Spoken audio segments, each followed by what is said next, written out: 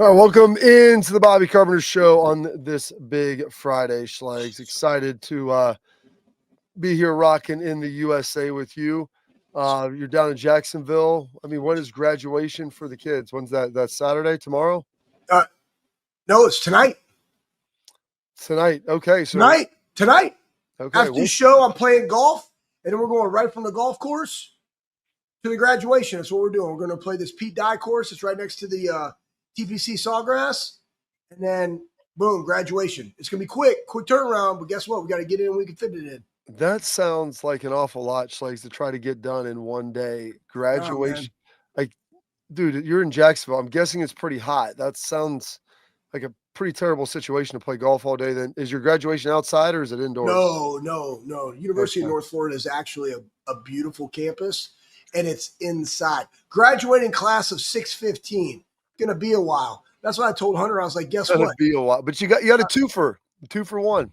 I was like, guess what? You get to play golf with your family, and now you can actually go there, just hydrate while you're there, and chill. You know what I mean? Hydrate, dude. When we were going into graduation, I know a lot of people that I don't know if it was. I mean, it was consumption of fluids. I don't know if it was actual hydration. I mean, yeah, a lot of people I knew that went there, really buzzed up and hard to get something past Dad. Okay, when Dad did everything, you know what I mean? It's like I know all things. Why are you trying to shelter your kids, Schlegs? Let them experience. I'm not trying to shelter them. I'm just telling them like, hey, listen, your dad.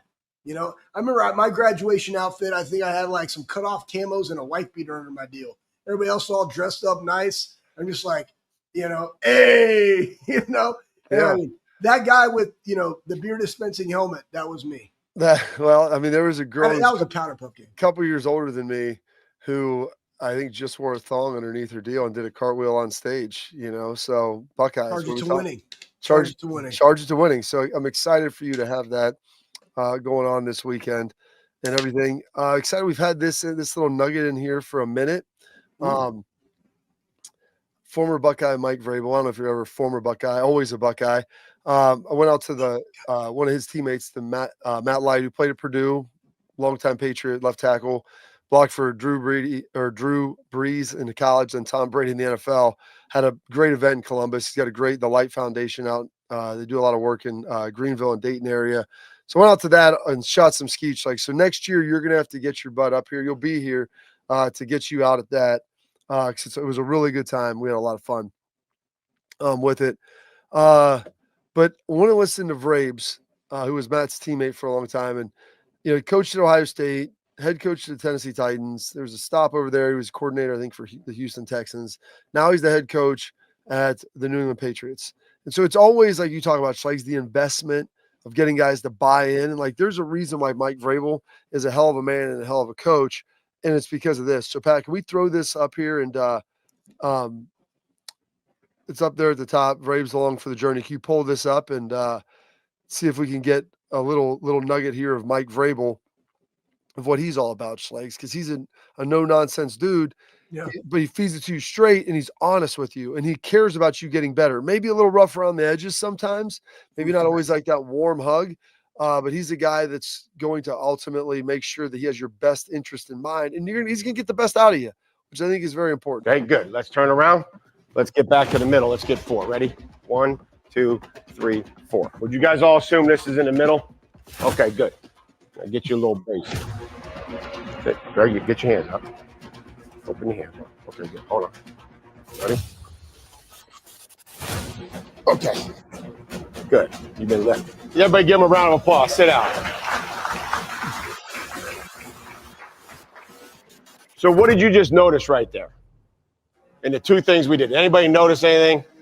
Tony, did you notice anything? How easily I got him to move across this hallway?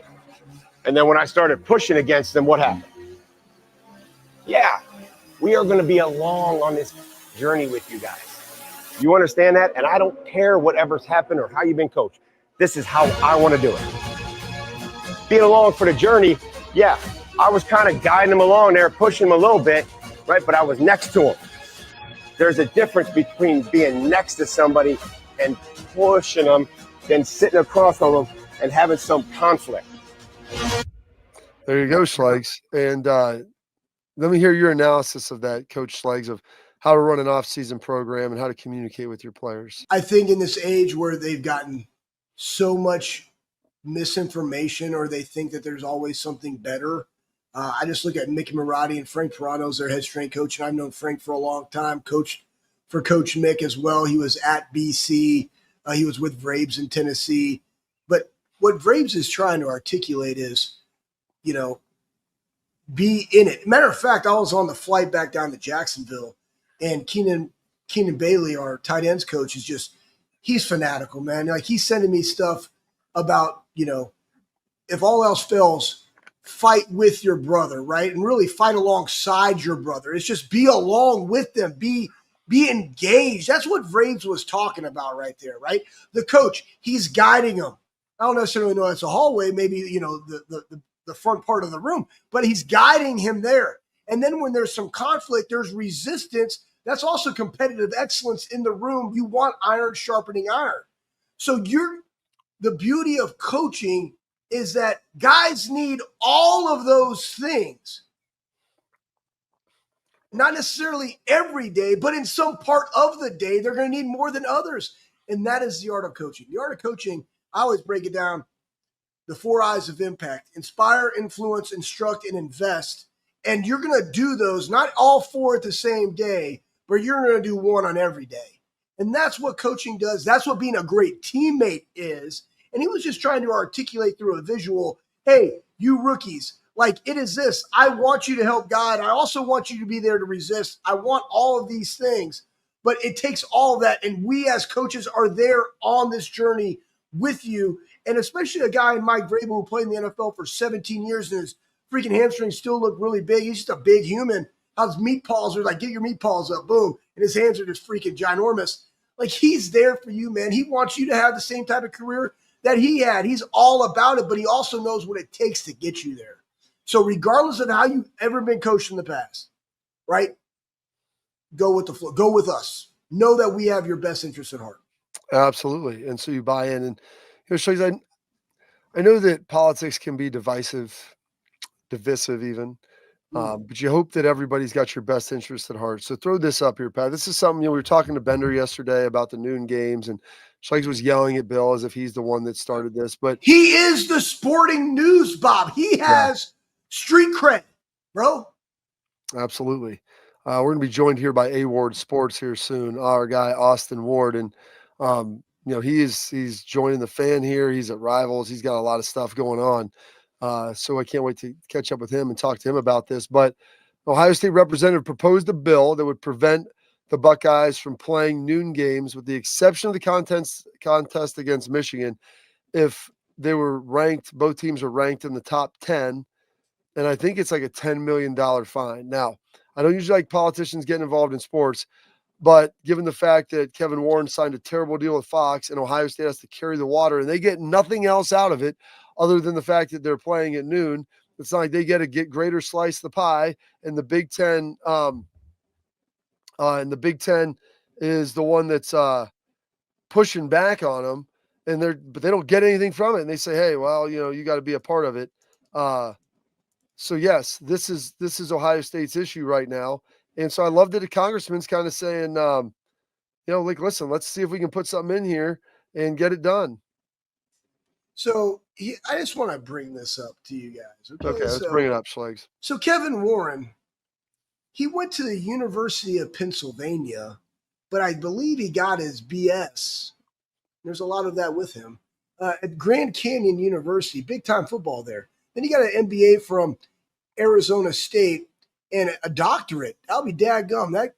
I'm going to go back and get – this is honestly more appalling that he has a doctorate from the University of Notre Dame than Doc Jock, and that's my dad. And you can go get it. Believe me, I've looked. I'm going to go get it. I'm going to go do it. Couple different schools, you can do. We're going to do it, Bob. We're going to do it. Just like you and I did our MBA together, we're just going to go get a doctorate together. That way we can just call each other doctor. But here's what I want to say. Ohio State is the one that's chopping wood, carrying water for the entire Big Ten at noon. And again, for us fans and the experience of the fans, where does it actually hurt us the most? Is we are that school that we can bring in the recruits that we want at night in that environment. That's the high school kids. It is hard for them to get there at noon on a Saturday. because they played on Friday nights. And this is week freaking 1.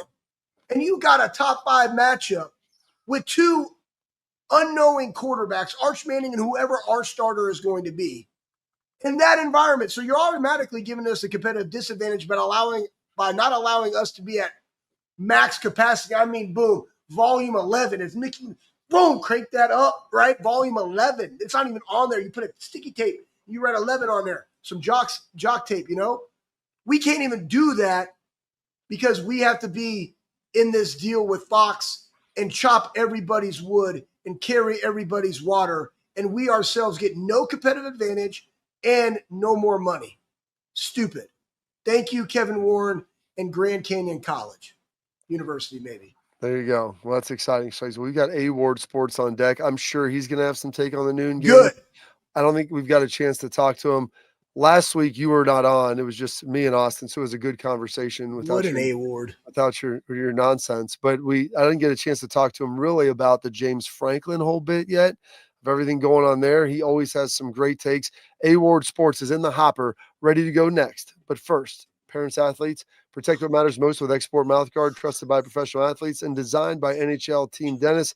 Export Mouthguards are scientifically tested to help absorb those high-impact hits, protecting both your teeth and your brain. Export Mouthguards feature 3 layers of advanced protection, including the patented use of carbon fiber, custom fit to your own unique smile. They 3D print that thing for more protection, better performance, max comfort, and clear communication so you can focus on your game, not on your gear. Do not take chances with your safety.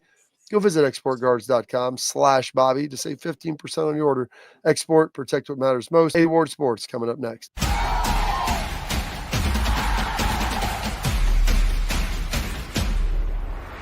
And here he is, the guy that needs really no introduction. You can give him a follow on X at A Ward Sports. Him and Berm bringing their podcast over to 10 TV Plus and The Fan.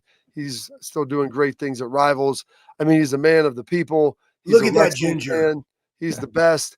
Austin, before we even get into the football element of this, my wife stumbled into this on Netflix and she fell asleep halfway through the first episode, but I can't, when I get locked in on something, I want to watch it to completion.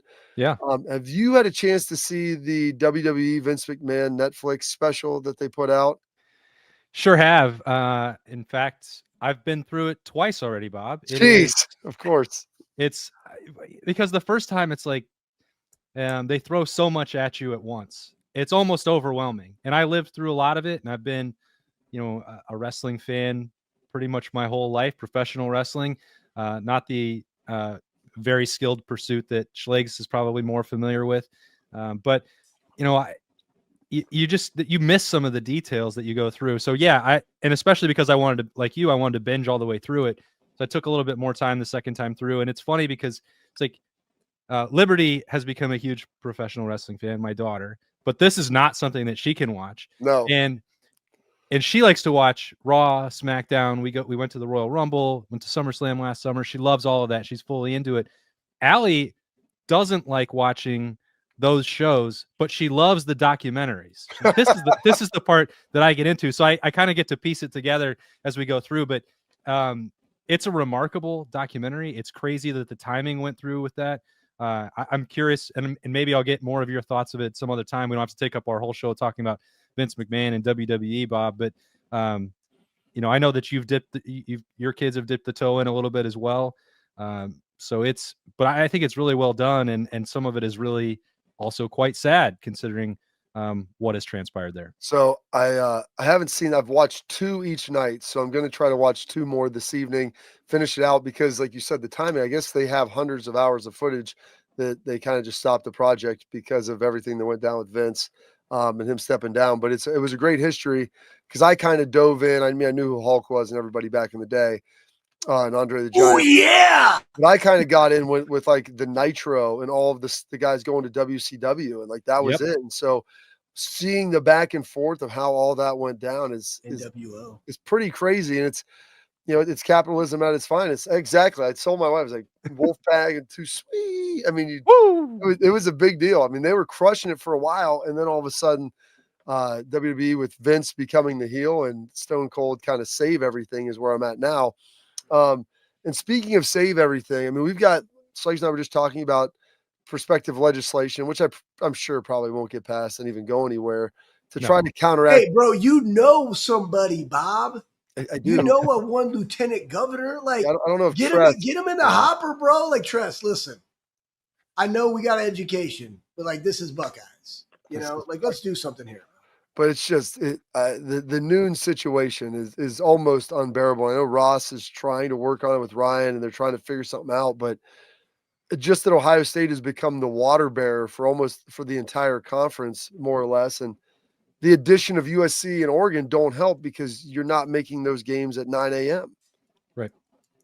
Yeah, and I think that the part that you have, state representatives or legislative tools at the disposal here, I think that's the part that is kind of annoying to me. I don't disagree with anything that Schlegel said, Bob, that you have said, and that everybody knows that there is potentially more value, primarily with recruiting for these night games. And it is a burden that is placed on the Buckeyes and the fan base, maybe more specifically, because I think that the program itself, and whether that's Ryan Day, whether that's Mickey Marotti, whether that's, players getting their body clocks adjusted, I think that they have embraced the noon games. They tend to actually, I think, really like them. But you are also trying to service broadcast partners and fans, and both of those entities have to remain engaged for the long-term well-being of college football.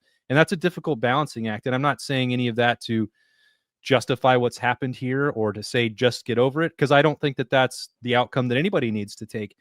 But where it becomes silly, and I think probably in some ways embarrassing for Ohio State itself, is when you have these resolutions pass or attempted to be passed. As you said, it's not going to pass, but this happened at the end of last season with the felony flag planting.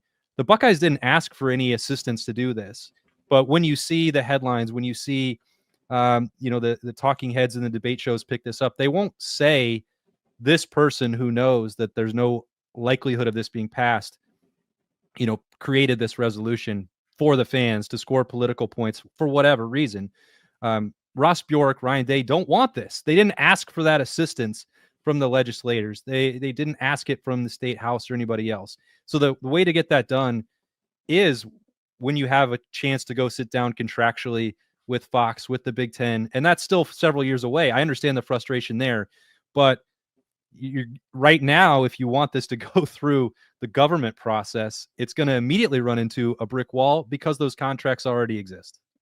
And who made those contracts, and how do we go back and attack that person? Bob's done that plenty, Schlegs, and you've got the whiteboard. You've already given the answers for that. Honestly, solutions for institutions. I myself, Bob, and some monster Dickel could go out there and solve all the world's NCAA college football problems, no doubt. And let me ask you this question, because you're such an A-ward. What are the things that you are really liking right now to talk about? Because I want to talk about the stuff that you want to talk about, because this is the off season. We're in the May semester. Guys are about ready to start going back to, summer conditioning programs that runs all the way up to July 4th. And so everybody knows they're going to have summer conditioning. It's going to get bumpy. Like, they get about 6 solid weeks, man. And then boom, 4th of July hits. And then they get 3 weeks, boom. And then they get like 5 days, boom. And then they reacclimate, boom. And then they're in camp. What is something that's juicy right now that maybe like other people aren't listening to that you love talking about?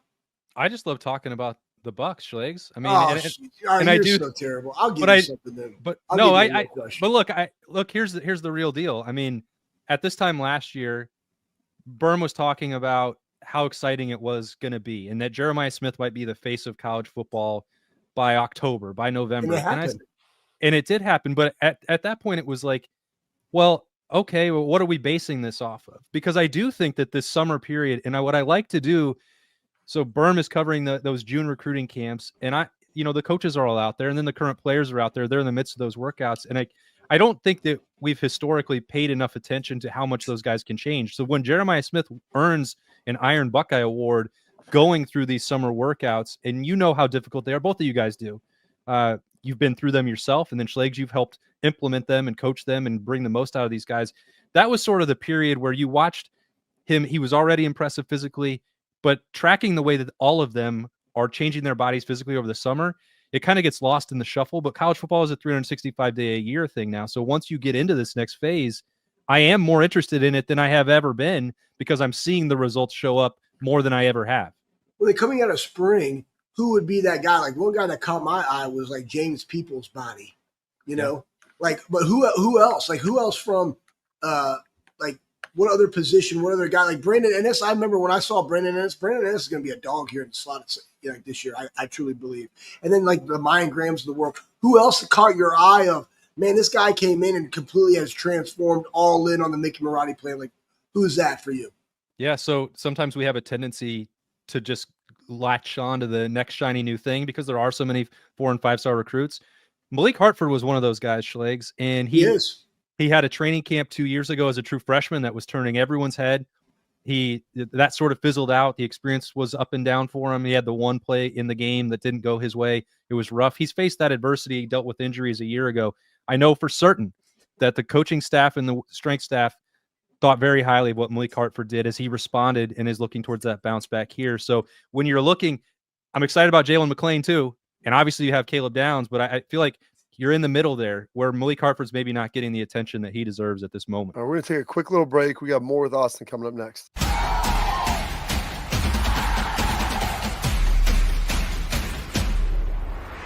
Welcome back in the Bobby Carpenter Show. We got our guy, Austin Ward. He's been bouncing around platforms here, but I think he's found a home over at 10 TV Plus and the Fan. Still associated with Rivals as well, Austin, if I'm not mistaken.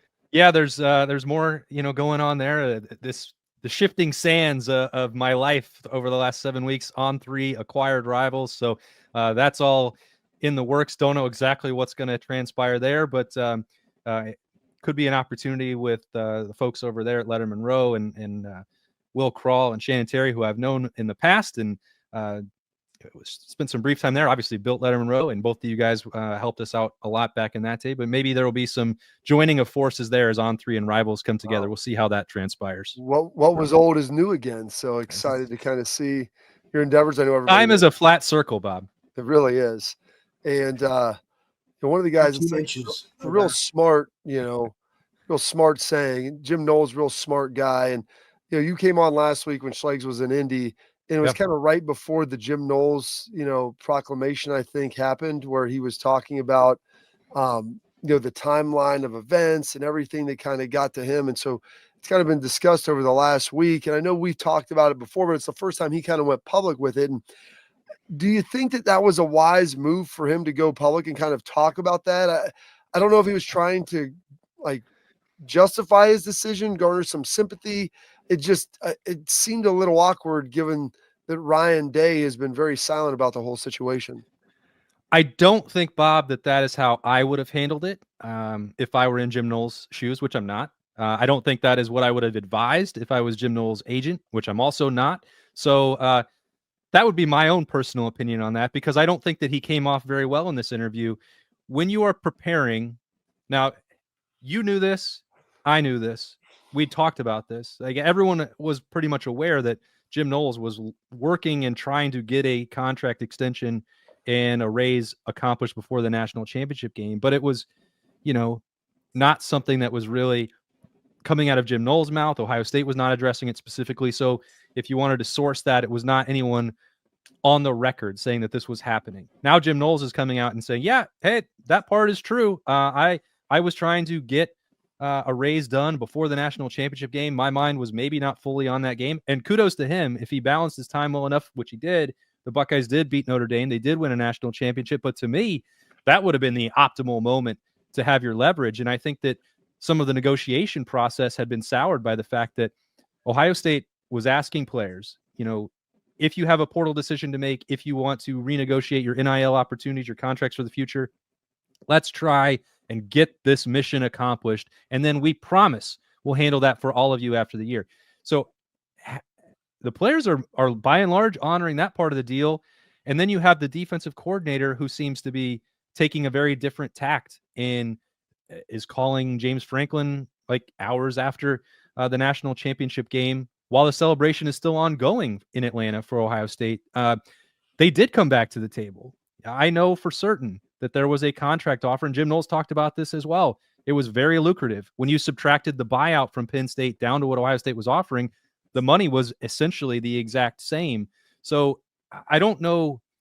Jim Knowles always has done things his own way. I've appreciated all of my time dealing with him. And if you were an Ohio State fan, you should definitely, I think, appreciate what he did during those 3 seasons to help get the Buckeyes to the top of college football. I think the exit, in the way that he has now described it, I don't think that does him any favors. And that may mean that on November 1st, you don't have to warmly welcome him back the way you might have before. Yeah, don't.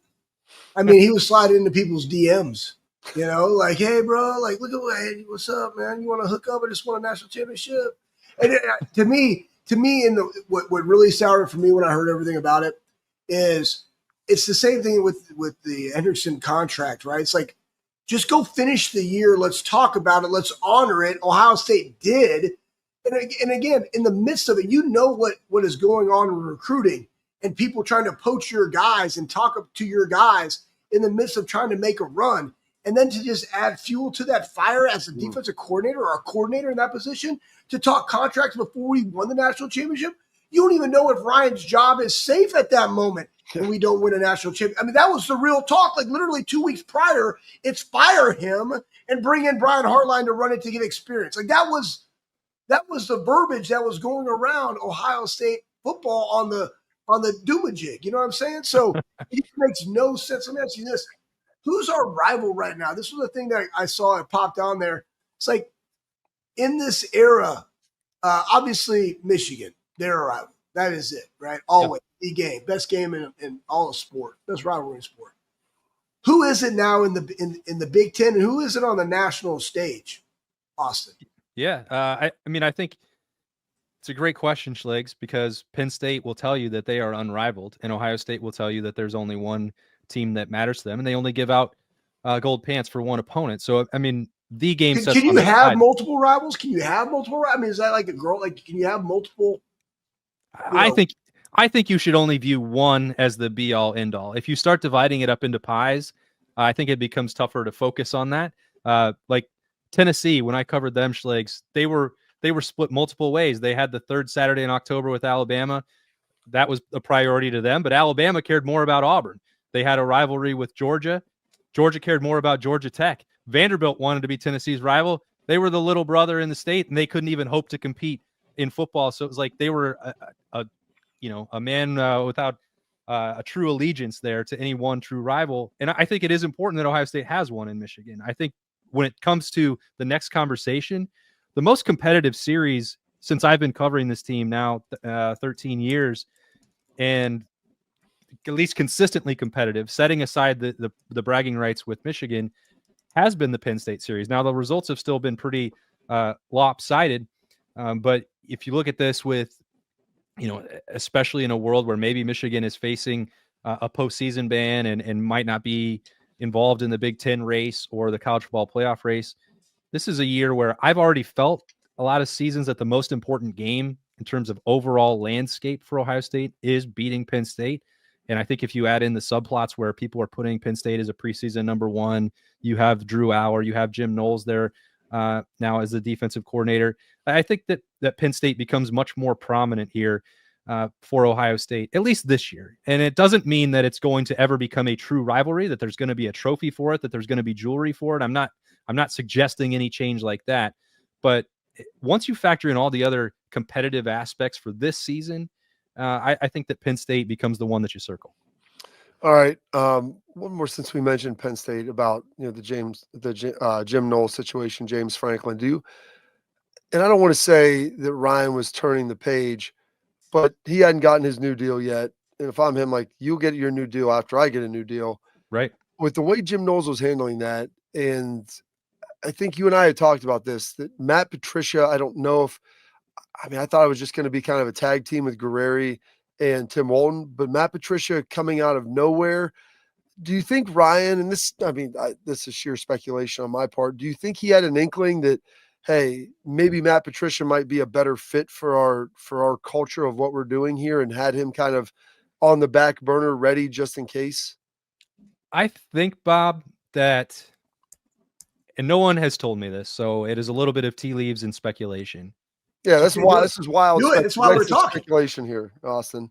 I think if Ryan Day had not had to replace both Chip Kelly and Jim Knowles at the same time, that he probably would have proceeded with Matt Guerrieri and Tim Walton as co-defensive coordinators, because he could have continued to remain as hands-off as he was with the offense. And I'm not saying that he's going to dive back in fully. He trusts Brian Hartline. He trusts Keenan Bailey. He trusts Billy Fessler. He trusts Tyler Bowen. He trusts Carlos Loughlin.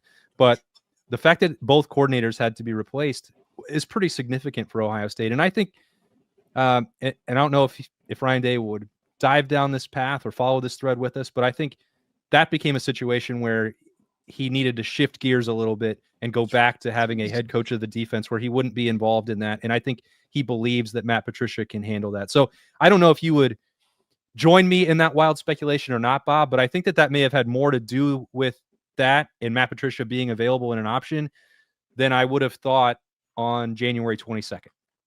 Okay. I agree with that. I'm glad you. Good. I got no. And here's why. He's been a head coach in the NFL. Yeah. He's somebody that knows exactly what you want. He can run the show. That's all a leader wants. I unequivocally trust you. Do your freaking job. That's what he couldn't do when he was micromanaging everybody as the quarterback coach, the coordinator, and the head coach. Can't do it anymore. I need somebody I can trust. That's what he got. I like it. So he's able to get them. Austin, you got Schlegs on board with your he followed the trail of breadcrumbs. Boom. So Hansel and Gretel followed you all the way there, and so you're able to get it back. Austin, thank you for being flexible with us today. I appreciate it, man. I enjoy these conversations. I know you love talking Buckeyes, and so you've got a lot pent up that we're trying to release and get you out since you weren't able to maybe do it as regularly as you liked for a while. That's right. And people keep asking about the Rooster Show, so I've trying to been laid some breadcrumbs, and hopefully we'll get that rocking. Are we going to do that again? Because I moved back in July. No, so you don't. You're done. Like you moved away. You got cut out, so you're done. You I know just that want free mac and cheese bites.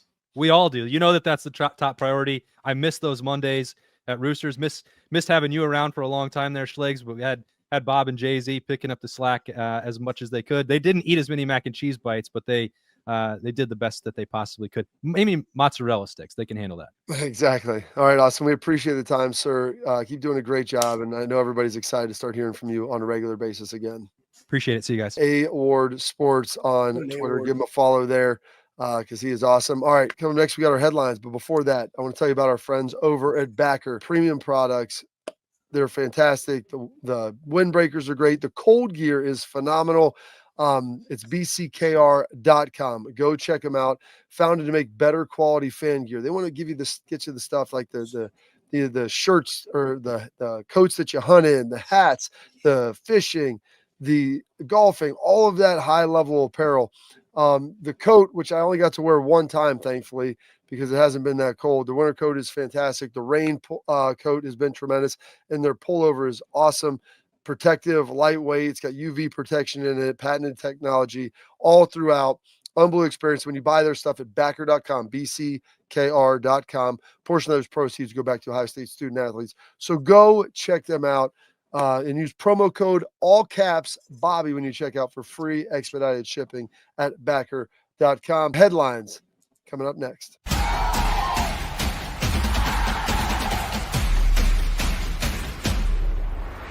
All right, we got some headlines here for you, Schlegs. I was looking for this one for a long time. I mean, Ohio State, it's powerhouse by draft positioning.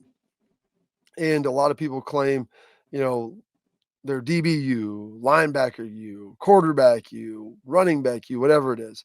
And so this kind of lays it out here with the top schools by draft position.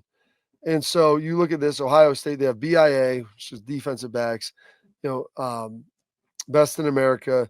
They've got their wide receiver U, the zone 6, they call it.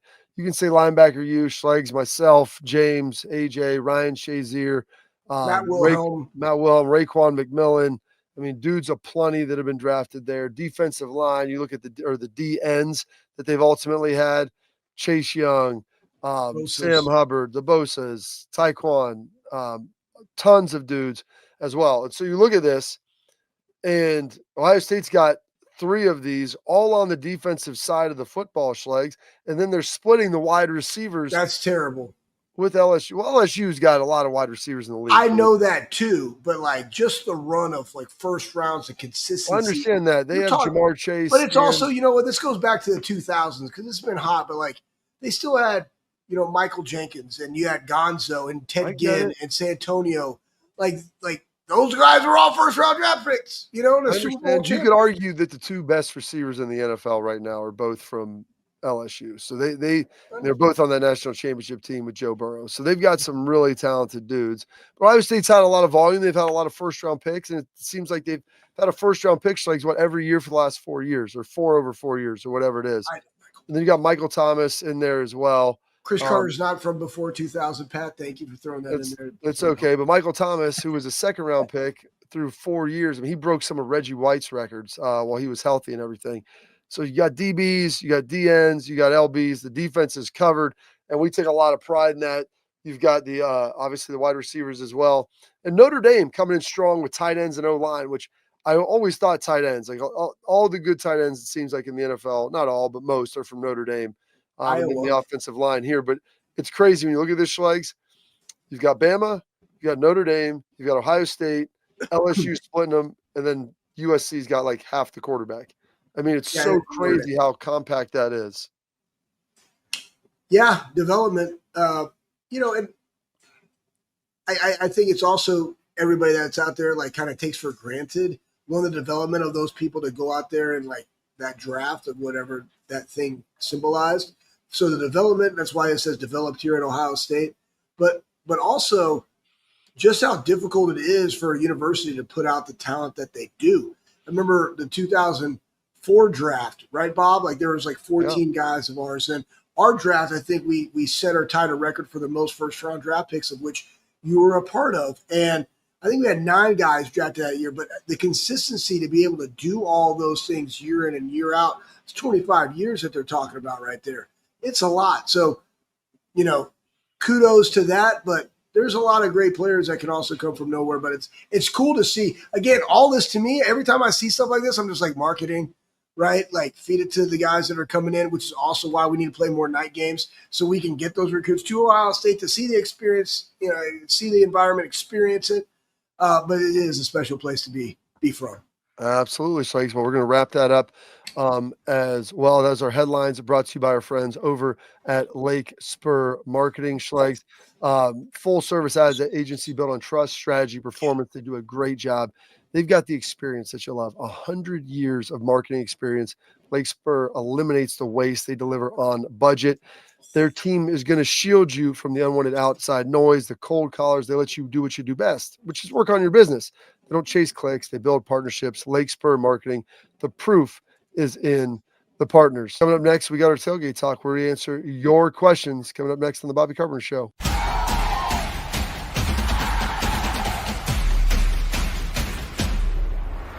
All right, Schlegs, I got one of these great comments from our show on Wednesday with AJ. And it's great. It's from our loyal listener, Emily, who listens to all this stuff, commenting. Emily, you're amazing. She's the best. And it says, it was from the clip of Lanning jumping in the pool, Schlegs, with the recruit, as you remember. I remember that. It says Lanning isn't even tan, which makes it worse. The Bronco pick is fine, but this was so cringy. So, Schlegs, get a tan, dude. Oh, I'm going to get a tan. Like, what? Are you telling me that I need to get a tan, or are you telling me to call Dan Lanning or Tosh Lupoy and say, Tosh, why don't you tell Dan to like get into the bed? You know what I mean? Yeah, I mean, one of our guys, Mark Snyder, he had a tan in bed in his dadgum house. I mean, yeah, we're in the north, but you can fix that. You can remedy that. Yeah, they could get it done. Tan. You could get it changed, Schlegs. They could figure it out. I know their strength coach. He's really good. Like, let's get in that gym too, man. Let's keep it sexy. Keep it tight. Yeah. I get it 100%, Schlegs. They've got to figure that out and get it tanned up as well. So, Emily, what also questions said, we got? Well, Schlegs, not a whole lot of questions, just some comments. Emily also said Schlegs 100% on point. I think when you were talking about wrapping up the show about the college prospects and getting your kid recruited, my son was not going to be D1, but wanted to run, so we told him D3 could happen. Put in the work to get the grades. We did pay for a service that gave him access to the emails and such for the coaches. Worked out, went on visits, took him around to do the background stuff. Then we got an offer. There's some money in D3, but it's going to be through grades. So make sure if you want it, you can go play college sports. So some great advice out there to the folks, Schlegs, as you got a chance to see that. So thank you as well. They appreciate that. You got anything else for us, Schlegs, before we get on out of here? Are we closing the show, or do I get my? No, we got one more. It's before we wrap up our tailgate talk. No, I'm good. I love it. There's some really cool stuff that's going on, everybody. I had one right here, Bob, so we can go this. Here's something for you. Matchups. Oh, my gosh, Bob, do we have time to go into the shark thing right this second? No, we're not going to do the shark thing. Okay. And you're not going to – you know what? You can do the shark thing, as you wrap up the show. That'll be it. I'm not – I know I got a better one that I just thought of that I think everybody needs for the weekend. 30 seconds is all I need. I thought you were going to say that could be your dude of the week. I mean, because that's mine. So – we'll wrap up the show with our Dude of the Week up next.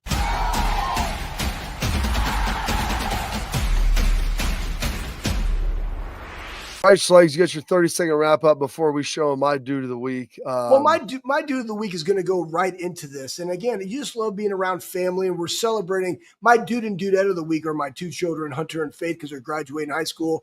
Both graduated with over a 4.0, so they get to wear some kind of doomajig. But it's just wisdom. Right, and me and Uncle Coach Mike were sharing stories, and I had a great one about my mom, Bob, and it was like, it was so funny. And R.I.P. Mom, she's been gone for like 5 years now, but you think about her in times like this. But Uncle Coach Mike just dropped some wisdom as we were sharing stuff, and the wisdom goes like this, and I think it's something that we all need to hear, and also like make your bed type deal. Like somebody gave my son that book. Here's what Uncle Coach Mike said, and it's very true. Never pass up a bathroom, because we're in the airport.